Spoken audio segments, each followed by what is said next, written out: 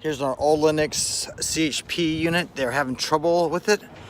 The problem is working great in air conditioning. So the way the circuit works on here, and it wasn't working in heating, it's going into vacuum.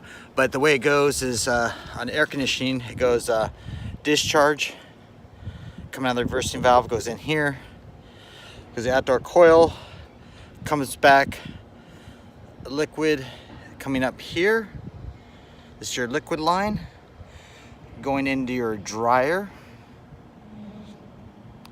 comes down here, and then goes down to your expansion valve, and then to your evaporator. So it's working great. And heating, the dryer was icing. The dryer was iced up. So in heating, comes out of your reversing valve, comes over here, goes into your outdoor coil or your indoor coil, comes out a liquid, then it goes up here. You can see the arrow right there. The liquid comes up here, goes up here, comes down.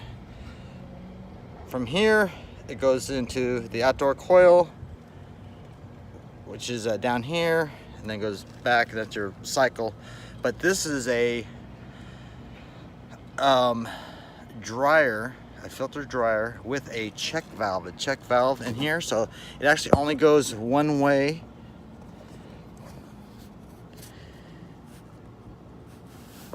It's right there.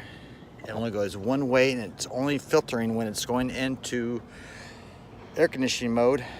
So why it was icing is I suspect the reversing valve or the expansion valve is faulty.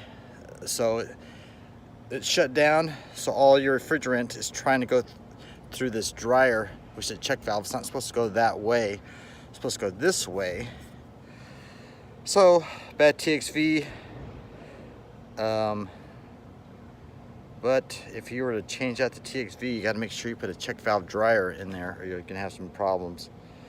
So this will be your liquid line. Your liquid line on